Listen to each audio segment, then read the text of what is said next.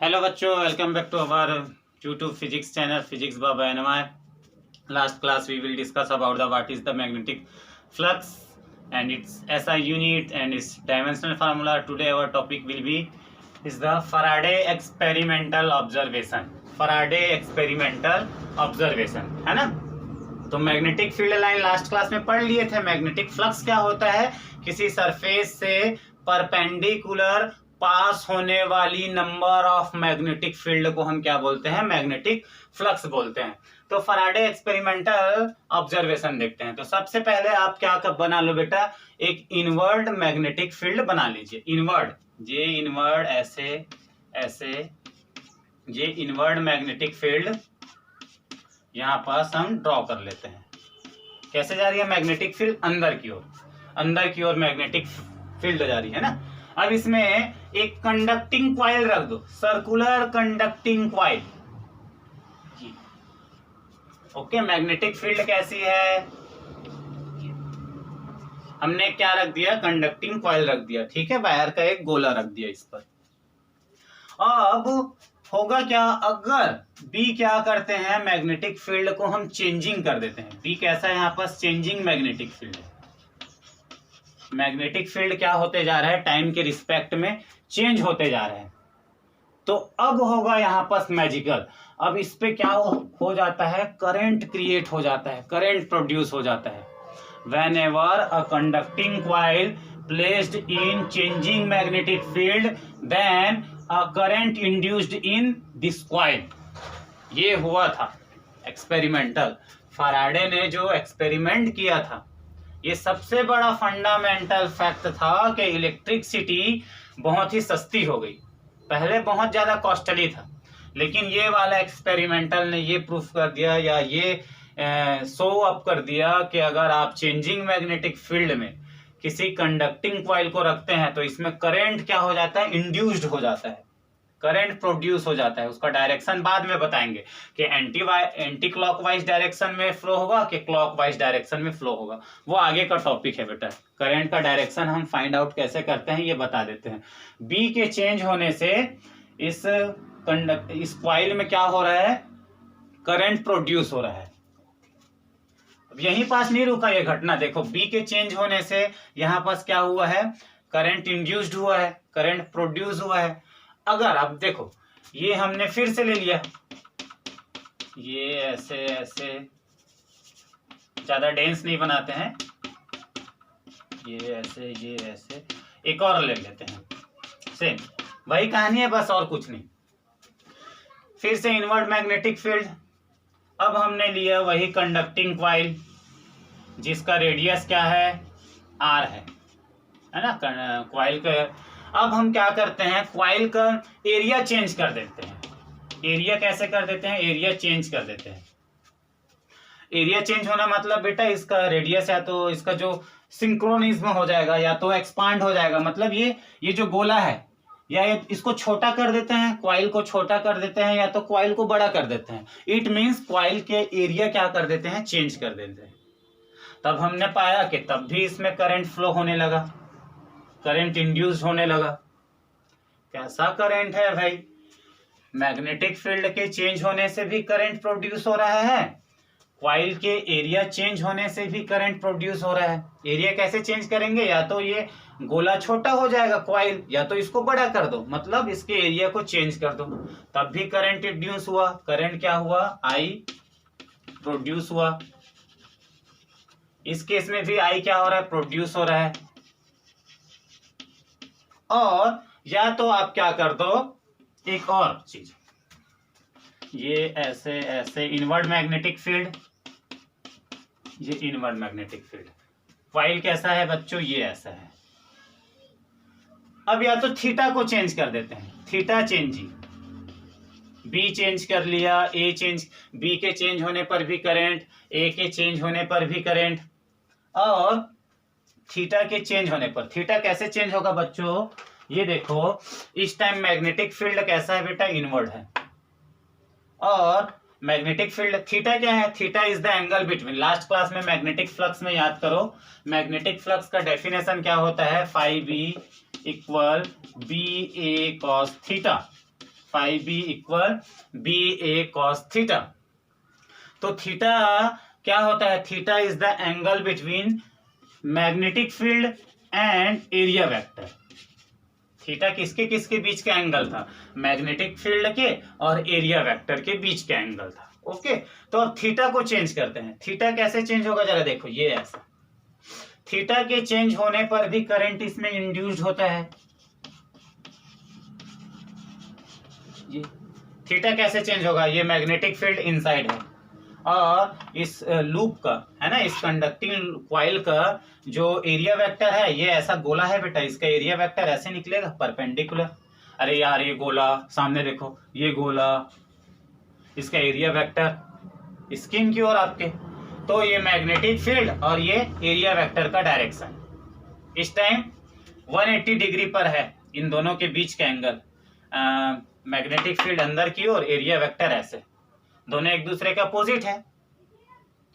180 का एंगल बन रहा है। अब मैं इस कॉइल को ऐसे पकड़कर ऐसे रोटेट करूंगा, ऐसे घुमाऊंगा, तो आई थिंक ये देखो कॉइल अगर घूमेगा तो क्या एरिया वेक्टर घूमेगा बच्चों? ये ऐसे कॉइल को घुमाओ ना, इस कॉइल को पकड़कर ऐसे टुई टुई ऐसे करो, तो ये क्या होगा? जो एरिया वेक्टर है इसका ये भी रोटेट होते जाएगा और ये रोटेट होते जाएगा, तो देखो एंगल भी चेंज होते जा रहा है, एंगल भी चेंज होते जा रहा है। तो ये थीटा के चेंज होने पर भी इस कंडक्टिंग कॉइल में करंट क्या होता है? प्रोड्यूस होता है। तो तीन किस में हुआ? बी के चेंज करने से। देखो इसको बी के चेंज होने से कहां पास लिखे? हाँ, बी के चेंज होने से भी करंट आपको प्रोड्यूस मिला है ना, प्रोड्यूस हुआ। लूप के एरिया को चेंज करने से भी करंट प्रोड्यूस हुआ, और थीटा मींस कॉस थीटा को भी चेंज करने से करंट प्रोड्यूस हुआ। तो ओवरऑल मैं ये कह सकता हूं क्या फ्लक्स के चेंज होने से करंट प्रोड्यूस हुआ? B A theta, B A cos theta. ये बी ए कॉस थीटा होता क्या है बेटा? बी ए कॉस थीटा होता है मैग्नेटिक फ्लक्स। तो ओवरऑल इन शॉर्ट हम ये कह सकते हैं क्या, whenever a change in magnetic flux induced current we get, एक करंट हमको मिलता है जब मैग्नेटिक फ्लक्स क्या होता है? चेंज होता है। मैग्नेटिक फ्लक्स क्या होता है? चेंज होने से आपको क्या मिलता है? एक करंट मिलता है, इंड्यूस्ड करंट बोलते हैं। ओके, तो ये बड़ा इंपॉर्टेंट व बड़ा उस टाइम का फेमस एक्सपेरिमेंट था, फैराडेस एक्सपेरिमेंटल ऑब्जर्वेशन, जिन्होंने ये ऐसा बोल दिया कि अगर आप क्या करो, एक मैग्नेटिक फील्ड में कॉइल को ऐसे ऐसे रोटेट करते रहो, या मैग्नेटिक फील्ड को चेंज करते रहो, या कॉइल के शेप को चेंज करते रहो, तो आपको करंट मिलता ही रहेगा, करंट मिलता ही रहेगा ऐसा। तो ये था बेसिक उसका। ओके, क्लियर है? छाप लो, मिटाएं। ओके, अब आए इसका जो रूल है ना, तो रूल इन्होंने दिया है फैराडेस लॉ। फैराडेस लॉ पर चर्चा करते हैं। फैराडेस फर्स्ट लॉ देखते हैं। ये एक्सपेरिमेंट था ना, ये समझाने के लिए मैंने बनाया था। Faraday's first law.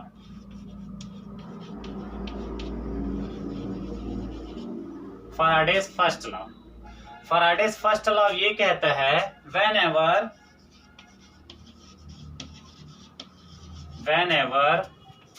there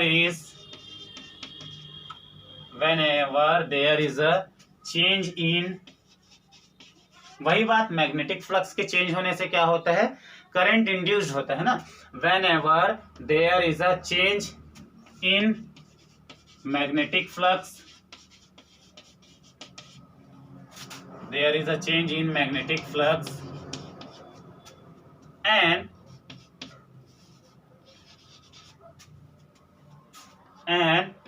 EMF is induced, है ना। एक EMF मतलब इलेक्ट्रोमोटिव फोर्स या पोटेंशियल डिफरेंस समझ लो बेटा। भाई करंट कब क्रिएट होता है? जब पोटेंशियल डिफरेंस होता है किसी भी वायर के, तो दोनों उसके दोनों एंड्स में जब पोटेंशियल डिफरेंस रहेगा तभी तो करंट इंड्यूस्ड होगा। तो सबसे पहले बताओ, सबसे पहले क्या होगा? सबसे पहले अंडा आएगा कि मुर्गा? सबसे पहले potential difference then current. Okay, तो हमने लिखा है ईएमएफ लिखा है ना, फिर current. Whenever there is a change in magnetic flux and EMF is induced in conducting coil,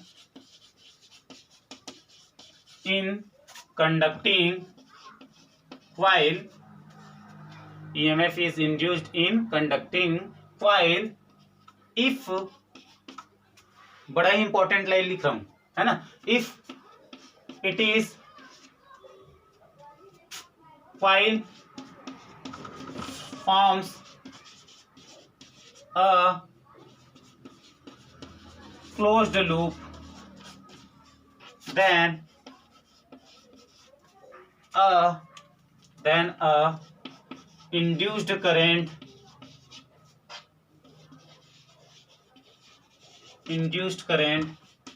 flowing through it।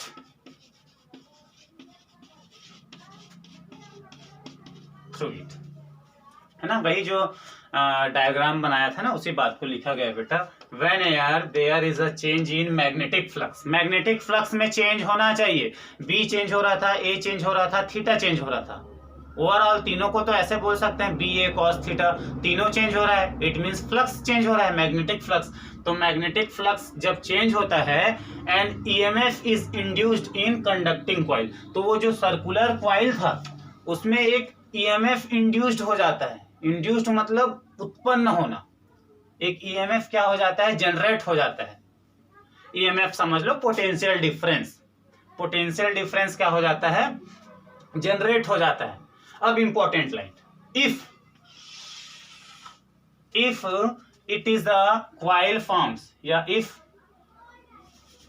Coil forms a closed loop, है ना, कॉइल अगर क्लोज्ड है, क्लोज्ड होना ही चाहिए, coil forms a closed loop, then a induced current flowing through it। इससे एक current क्या होने लगता है, एक इंड्यूस्ड करंट क्या होने लगता है, फ्लो होने लगता है। अगर ऐसा रहता, ये अगर ऐसा है बेटा, ये मैग्नेटिक फ्लक्स, ये ऐसा रख लो, मैग्नेटिक फ्लक्स ये है, sorry magnetic field line inside है और एक वायर है। अब बी को चेंज करो, क्या इसमें करंट फ्लो होगा, नहीं होगा, क्योंकि ये देखो ये तो क्लोज्ड लूप कहाँ बनाया है, तो एक वायर है, इतना सा चौड़ा सा रखा हुआ, इतना सा लंबा सा छोटा सा, तो नहीं, वायर को क्या होना पड़ेगा, उसको क्लोज होना पड़ेगा, सर्किट कंप्लीट होना चाहिए। ओवरऑल कहा जाए तो सर्किट क्या होना चाहिए, कंप्लीट होना चाहिए। तो ये हुआ उसका फर्स्ट लॉ, है ना। आओ जरा इसको और ऐसे भी देखते हैं, छाप लो इसको ना, इसका ये इसी लॉ को हम अदर सेंटेंस में और क्या लिख सकते हैं वो मैं लिखने जा रहा हूं। पॉज करके नोट कर लो, फिर डायग्राम के थ्रू समझते हैं। ओके, इसी लाइन को दूसरे शब्दों में और क्या लिख सकते हैं ये बता रहा हूं ना मैं। ओके, तो आओ जरा बुक में जो किताबों में जो दिया रहता है चित्र बेटा, उसका अब यूज कर लेते हैं। ये ऐसा, ये ऐसा, ये गैल्वेनोमीटर लगा दिए हैं। गैल्वेनोमीटर करंट डिटेक्ट करता है कि सर्किट में, हाँ सर्किट क्लोज है। ये क्वाइल है, ये क्वाइल को ऐसे समझो, ये सामने देखो मेरे तरफ, ये मतलब ये पूरा चीज ऐसा बना हुआ है ना। अब हम इसके पास क्या रखते हैं, मैग्नेट रखते हैं, एक नॉर्थ पोल साउथ पोल। अब दोनों में से किसी एक को मोशन करा दो, या तो मैग्नेट को इसके पास लाते जाओ। ये क्वाइल ऐसा है रे, क्वाइल ऐसा है बच्चों, ये ऐसा क्वाइल है ना, ये क्वाइल ऐसा है और नीचे में ये सिस्टम बना हुआ, ये ऐसा। इधर से मैग्नेट पकड़ो, मैग्नेट को पास लाते जाओ, उससे दूर लेते जाओ, मैग्नेट को पास लाओ, फिर दूर ले जाओ। अब इस वायर में करंट इंड्यूस्ड होते जाएगा, करंट क्रिएट होते जाएगा। होगा क्या, मैग्नेटिक फ्लक्स चेंज होगा बेटा। यहां से देखो मैग्नेटिक फ्लक्स क्या होता है, मैग्नेटिक फील्ड लाइन यहां से निकलेगी ऐसे,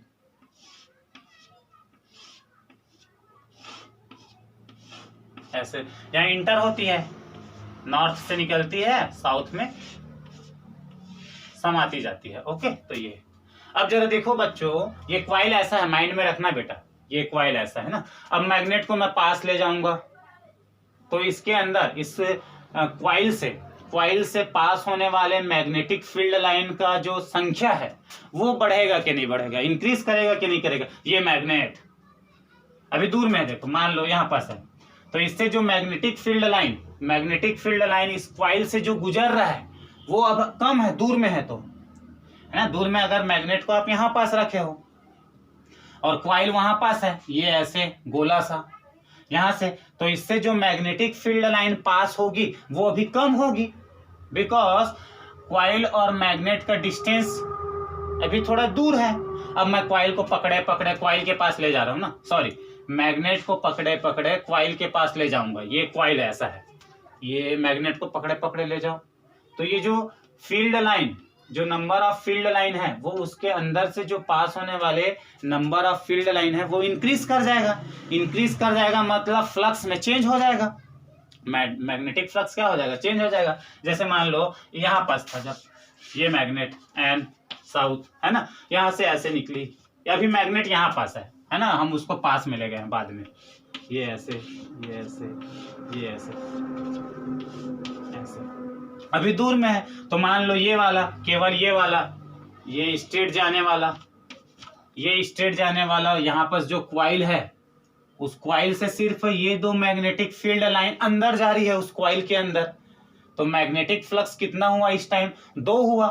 कॉइल ऐसे है यहाँ पास गोला सा और मैग्नेट यहाँ पास है, तो ये दो लाइनें, ये फील्ड, केवल ये दो मैग्नेटिक फील्ड लाइन क्या हो रही है, उस कॉइल के अंदर से पास हो रही है, तो मैग्नेटिक फ्लक्स इस टाइम कितना हुआ, 2 हुआ, 2 अंदर जा रही है। अब मैं जैसे जैसे पास लेते जाऊंगा तो उस वायर से, उस कॉइल से पास होने वाले मैग्नेटिक फील्ड लाइन की संख्या बढ़ती जाएगी। मान लो यहाँ पास आया तो कितना हो गया, 4 हो गया, और पास जाऊंगा तो ज्यादा से ज्यादा फील्ड लाइनें उस कॉइल से निकल कर गुजरेगी, मतलब फ्लक्स क्या हो रहा है, चेंज हो रहा है। कैसा चेंज हो रहा है, फ्लक्स यहाँ पास क्या होते जा रहा है, बढ़ते जा रहा है।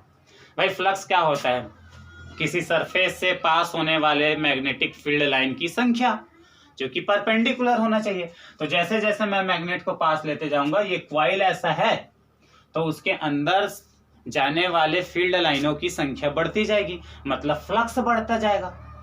फ्लक्स बढ़ रहा है मीन्स फ्लक्स में चेंज हो रहा है। अच्छा, मतलब फ्लक्स में चेंज हो रहा है, मतलब इसमें क्या हो जाएगा, करंट इंड्यूस्ड हो जाएगा, एक ईएमएफ इंड्यूस्ड होगा। सबसे पहले बेटा ईएमएफ मतलब पोटेंशियल डिफरेंस, एक पोटेंशियल डिफरेंस इंड्यूस्ड होगा, therefore induced current is created in this circuit. Okay, तो यहां से करंट फ्लो होने लग जाएगा। क्या लेट कुछ भी दे दो यार आइडियाज। अच्छा, उसका डायरेक्शन बाद में बताएंगे ना, अगले वीडियो में आएगा, अगले लेक्चर में। और ये जो यहाँ पास जो गैल्वेनोमीटर का जो कांटा लगा रहेगा वो ऐसे डिफ्लेक्ट कर जाएगा। अच्छा, पास ले गए तो मैग्नेटिक फ्लक्स इस कॉइल के अंदर से, एक कॉइल ऐसा है, डायग्राम से नहीं दिखेगा, ये कॉइल ऐसा है ना, कॉइल ऐसा है, तो पास लेते जाऊंगा तो इस कॉइल के अंदर जाने वाले मैग्नेटिक फील्ड लाइनों की संख्या बढ़ते जाएगी, 2 4 6 8 हुआ। अब मैग्नेट को अब दूर लेते जाओ, पहले पास लाए थे, अब मैग्नेट को दूर लेते जाऊंगा, उससे वायर से, उस कॉइल से दूर लेते जाओ बेटा। तो अब होगा क्या, अब जो कॉइल के अंदर जो ज्यादा से ज्यादा मैग्नेटिक फील्ड लाइनें जा रही थी वो कम जाने लगेगी, बिकॉज हम मैग्नेट को तो कॉइल से दूर ले जा रहे हैं ऐसे। अब 8 6 4 2 कम होते जा रहा है, इसके अंदर जो मैग्नेटिक फील्ड लाइनें जा रही है उनकी संख्या अब कम होते जाएगी जब आप मैग्नेट को दूर ले जाओगे तो। लेकिन फ्लक्स में चेंज हो रहा है कि नहीं हो रहा है, फ्लक्स में चेंज हो रहा है कि नहीं हो रहा है। तो पास में था 8 था, अब हम दूर ले गए 8 6, फ्लक्स की संख्या कम होते जा रही है ना, दूर लेते जा रहा हूँ, 6 4 2, फ्लक्स में चेंज होना चाहिए।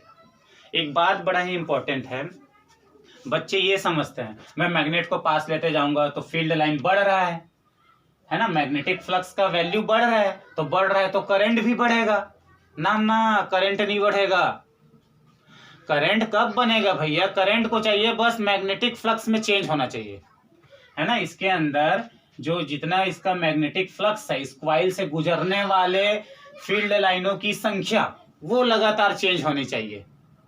हाँ, आप समझ में आया सर। ऐसा मत समझना ये क्वाइल है तो इसके अंदर जितना ज़्यादा मैग्नेटिक फील्ड जाएगा उतना ही ज़्यादा करंट मिलते जाएगा, ऐसा नहीं है। या इसके अंदर से गुजरने वाले मैग्नेटिक फील्ड लाइन की संख्या कम होते जाएगी तो करंट कम होते जाएगा, ऐसा नहीं है। करंट कब क्रिएट होगा? जब फ्लक्स में क्या होना चाहिए? चेंज होना चाहिए। तो आप मैग्नेट को दूर लेते जाओ या तो मैग्नेट को पास लेते जाओ, उस केस में फ्लक्स क्या हो रहा है? चेंज हो रहा है। और सिर्फ मैग्नेट को आप मोशन नहीं करा सकते हो, वायर को, कॉइल को भी करा सकते हो। मान लो मैग्नेट वहां पास है, अब ये कॉइल ऐसा है गोला सा, इसको चलाते जाओ। अभी देखो शुरू में यहाँ पास है मैग्नेट, वहां पास है, 1 2 जा रहा होगा, इतना दूर है यार मैग्नेटिक फील्ड। ये कॉइल केवल ये दो मैग्नेटिक फील्ड लाइनें इस कॉइल के अंदर से पास हो रही होगी। अब जैसे जैसे मैं कॉइल को पकड़कर पास लेते जाऊंगा मैग्नेट के पास, तो इसके अंदर पास होने वाले मैग्नेटिक फील्ड लाइन की संख्या बढ़ती जाएगी। और दूर लेते जाऊंगा तो इसके अंदर जाने वाले मैग्नेटिक फील्ड लाइनों की संख्या कम होते जाएगी। मतलब या तो बढ़ा दो, मैग्नेटिक फ्लक्स को बढ़ा दो, या तो मैग्नेटिक फ्लक्स को कम कर दो। Overall in short, change in magnetic flux, change in magnetic flux, then we get the continue induced current in this circuit। तो इसको ऐसे भी ले सकते हैं बेटा। और रिलेटिव मोशन से क्या, अच्छा मैं डेफिनेशन लिखता हूँ ना, इसका डेफिनेशन लिखता हूँ। हाँ जरा, इसी का फैराडे फर्स्ट लॉ को दूसरे सेंटेंस में ये ऐसे लिख सकते हैं, whenever there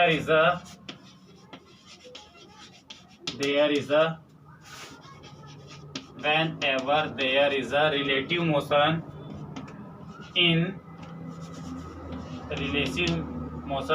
between coil and magnet,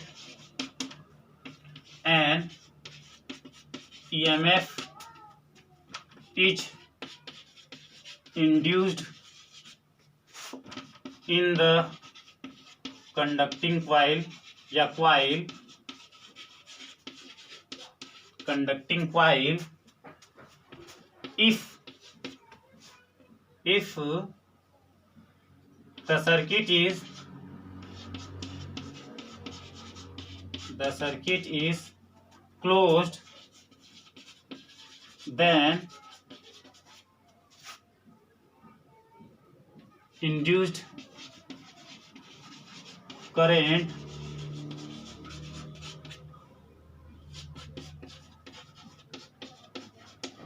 flowing through it।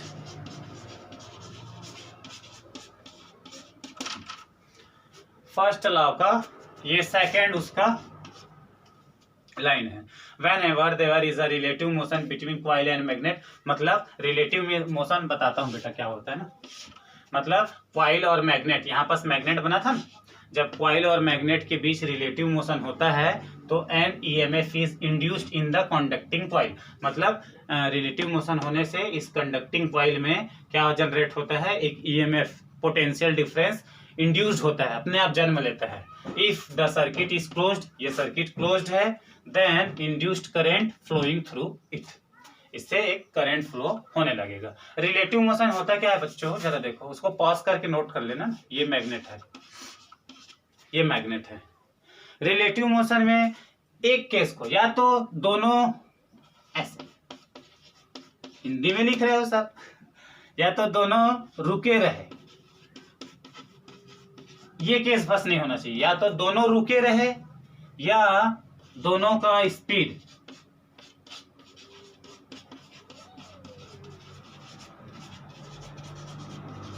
Same. ये दोनों केस को छोड़कर जितना भी केस होगा वो सब मोशन को हम बोलेंगे रिलेटिव मोशन। दोनों का स्पीड सेम हो, जैसे देखो मान लो कॉइल का स्पीड, कॉइल ऐसे चल रहा है, कॉइल किधर चल रहा है? इधर चल रहा है, मान लो कितना स्पीड से? 5 मीटर पर सेकेंड की स्पीड से। ये कॉइल है ना यहाँ पास बेटा, कॉइल आगे बढ़ रहा है 5 मीटर पर सेकेंड की स्पीड से, और मैग्नेट भी 5 मीटर पर सेकेंड की स्पीड से उधर ही जा रहा है। तो अभी मान लो इस टाइम मान लो ना, इस टाइम इससे जो फील्ड लाइन पास हो रहा है मान लो वो 2 है, मतलब मैग्नेटिक फ्लक्स की वैल्यू क्या है 2 है।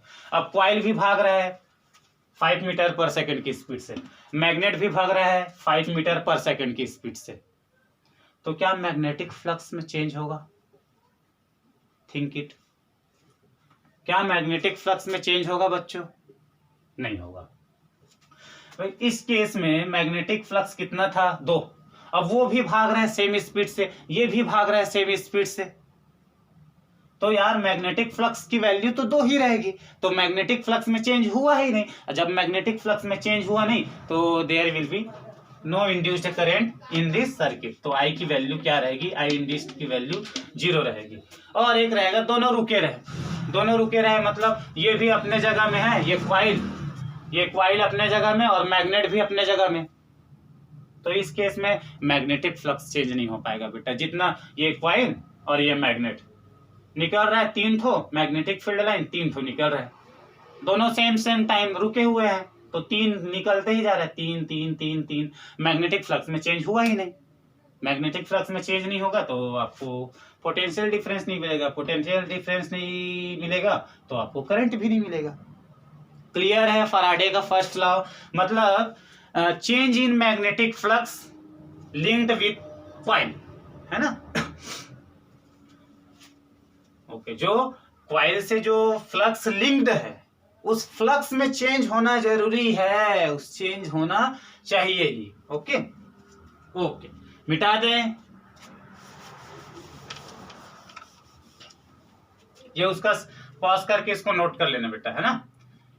फर्स्ट लॉ का ही सेकंड सेंटेंस है, सेकंड आप दूसरे शब्दों में ये लिख सकते हो। अब आइए जरा फैराडे सेकंड लॉ में आते हैं। फैराडे सेकंड लॉ में आते हैं, फैराडे सेकंड लॉ, ये इंपॉर्टेंट है बच्चों। Faraday second law, Faraday second law ये कहता है whenever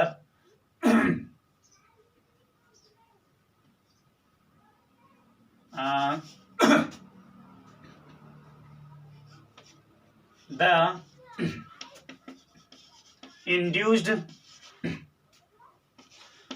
induced EMF is directly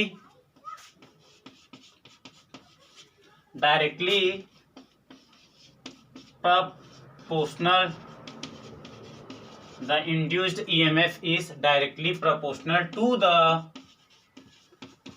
rate of change of magnetic flux, rate of change of magnetic flux। जो कॉइल में जो ईएमएफ इंड्यूस्ड होती है, ईएमएफ जनरेट होती है कॉइल में, वो किस पर डिपेंड करती है? वो किसके डायरेक्टली प्रोपोर्शनल रहता है? Rate of change of magnetic flux, मतलब मैग्नेटिक फ्लक्स में टाइम के रिस्पेक्ट में कितना चेंज हो रहा है। मैग्नेटिक फ्लक्स में जितना ज्यादा चेंज, इंड्यूस्ड ईएमएफ उतना ही ज्यादा। ईएमएफ मैग्नेटिक फ्लक्स में चेंज होना जरूरी है ना, जितना ज्यादा चेंज होगा उतना ही ज्यादा ईएमएफ आपको मिलेगा। मतलब ये क्वाइल, यहाँ पास क्वाइल है और ये मैग्नेट कहाँ है? ये मैग्नेट, और ये क्वाइल यहाँ पास है ना, एक क्वाइल है, ये मैग्नेट है। मैं मैग्नेट को धीरे धीरे ले जाऊंगा, ऐसे ऐसे पंखा धीरे धीरे चल रहा है भाई। जब मैं धीरे धीरे ले जाऊंगा यार उस क्वाइल के पास, तो जो मैग्नेटिक फ्लक्स में जो चेंज होगा वो धीरे धीरे होगा, तो करंट भी धीरे वाला मिलेगा, छोटा वाला, तो पंखा भी धीमा धीमा चलेगा। अब देखो मैं, ये कॉइल वहां पास है ना, मैग्नेट यहाँ पास,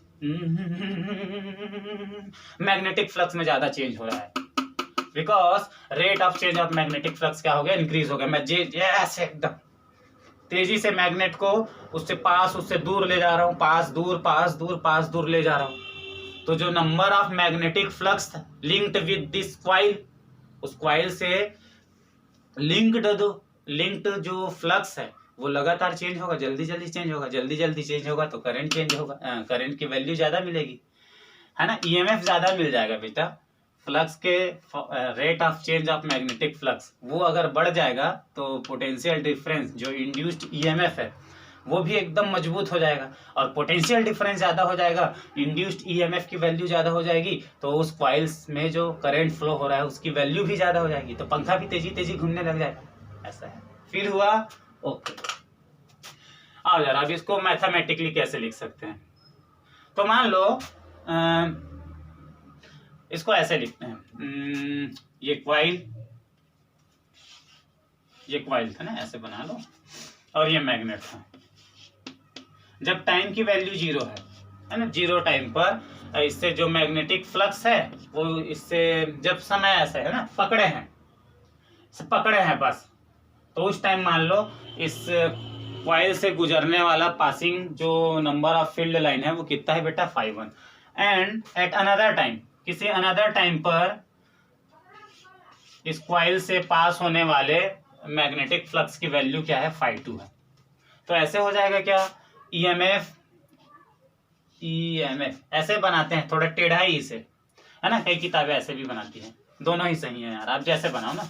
तो ई, तो मैं ई लिखूंगा तो ऐसे ई लिखूंगा तो समझ जाना कि टेढ़ा बनाए थोड़ा सा। E is directly proportional to rate of change of magnetic flux. Rate of change of magnetic flux को कैसे लिखेंगे, देखो स्टार्टिंग टाइम पर मैग्नेटिक फ्लक्स कितना है, 5 किसी अनदर टाइम टी पर मैग्नेटिक फ्लक्स कितना है, 5 तो ऐसे लिखेंगे, last magnetic flux minus first magnetic flux upon T minus 0।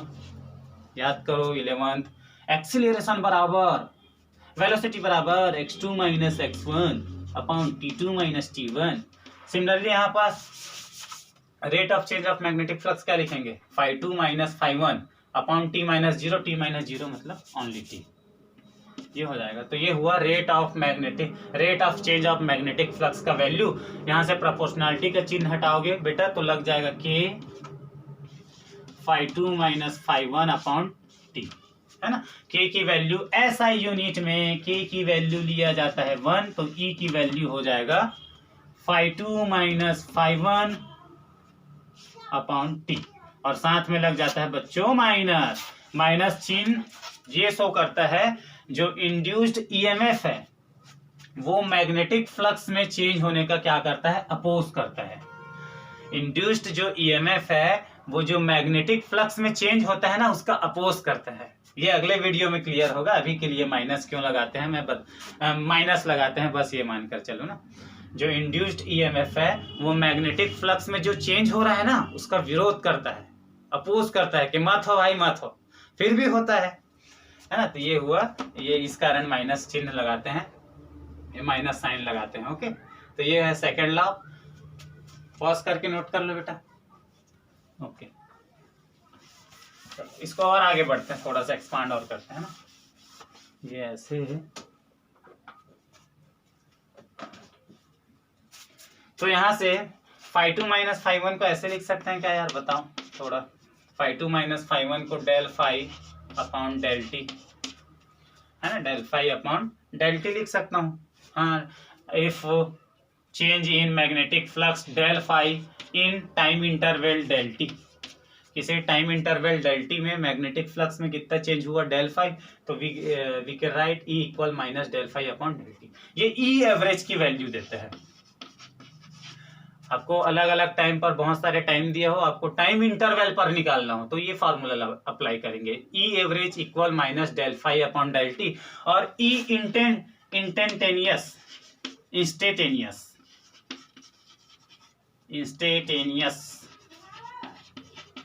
ई इंस्टेंटेनियस पर डेल डेल की जगह में आ जाएगा डी। सब क्लास 11th की बातें हैं, आई होप आप लोग पढ़ लिए होंगे, है ना। मैं उतना डीपली में नहीं जा रहा हूँ। क्लास 11 कैसे इंस्टेंटेनियस पर हम डी फाई डी लेते हैं, एवरेज पर डेल लेते हैं, इंस्टेंटेनियस पर ये देते हैं। तो इंस्टेंटेनियस के लिए फार्मूला ये हो, और बी भी लगा लो बेटा, मैग्नेटिक फ्लक्स में चेंज हो रहा है तो E equal minus D phi B upon D T, that is the second law of Faraday's law. Okay, तो फर्स्ट लॉ क्या कहता है, whenever there is a change in magnetic flux linked with a coil, and EMF is induced in coil, in conducting coil. If it is the closed is coil is formed closed loop, then a current flowing through on it. ये first law था. उसी को second words में हम क्या लिखे थे?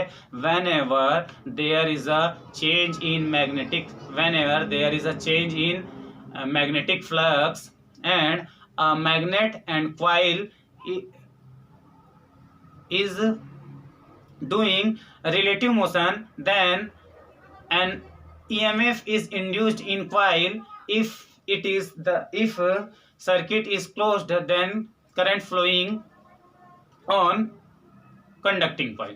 Okay, ये उसका फर्स्ट लॉ था. सेकेंड लॉ क्या कहता है? सेकेंड लॉ ये कहता है the induced EMF is directly proportional to the rate of change of magnetic flux. उसका मैथमेटिकली रूप में आपको यहां तक लिखना पड़ेगा, यहां तक आपको लिखना पड़ेगा. Okay, Faraday second law. क्या क्या बोल दिया सर, इंग्लिश में समझ में नहीं आया बोल रहे होगे. हाँ ना ऐसा नहीं है, इजी है. ओके, आओ जल्दी से एक सवाल ले लेते हैं. आई इस इंस्टेंटेनियस पर ना कैसे बोर्ड में से क्वेश्चन आते हैं, कैसे बोर्ड में क्वेश्चन आते हैं. A coil, a magnetic flux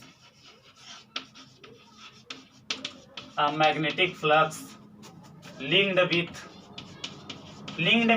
जुड़ा हुआ बेटा ना, जुड़ा हुआ. a magnetic flux linked with a coil, है ना. उस कॉइल से संबंधित, उस कॉइल से रिलेटेड जो मैग्नेटिक फ्लक्स है ना, उसके लिए लिंक्ड यूज करते हैं. a magnetic flux linked with a coil is given by phi b equal 6t square plus 7t plus 1. Find the EMF of coil after 2 seconds. After 2 seconds. A magnetic flux linked with a coil. एक coil से related जो magnetic flux है वो कैसे, कौन से equation से दिया जाता है? मैग्नेटिक फ्लक्स है ना. जिस कॉइल से रिलेटेड जो मैग्नेटिक फ्लक्स है ना बेटा, उस मैग्नेटिक फ्लक्स का इक्वेशन ये है. टाइम पर डिपेंड करता है, टाइम के साथ साथ वो चेंज होते रहता है. तो टाइम टी लगा हुआ है, तो उसका फंक्शन ये है. Find the EMF of coil after 2 second. मतलब 2 सेकेंड के बाद उसका EMF क्या होगा, उस कॉइल में कितना जनरेट होगा. तो सिंस क्या जानते हो बच्चों, since E equal minus D phi B upon D T, minus लगा के डिफरेंशियल कीजिए. D by D T 6t square plus 7t plus 1. इसका क्या होगा बच्चों, बताओ जल्दी से. 6t स्क्वायर का डिफरेंशियल हो जाएगा 12t, है ना. 7t का क्या हो जाएगा 7, और 1 का क्या हो जाएगा 0. तो माइनस 12t अपॉन 7 ई की वैल्यू कौन से टाइम पर बोला गया है? देखो, एक इंस्टेंटेनियस लिखा था ना, एक पर्टिकुलर टाइम पर EMF कितना है, तो उसके लिए लिखते हैं ई इंस्टेंटेनियस.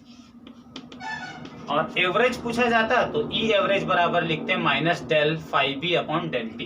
ओके, इंस्टेंटेनियस किसी एक पर्टिकुलर टाइम पर पूछा गया है तो 2 सेकंड पर, तो उसके लिए इंस्टेंटेनियस वाला फार्मूला लगाते हैं. तो E इक्वल माइनस 12 कौन से टाइम पर, इफ टाइम इक्वल 2 सेकंड, है ना. तो T के जगह में क्या रख दो, 2 रख दो.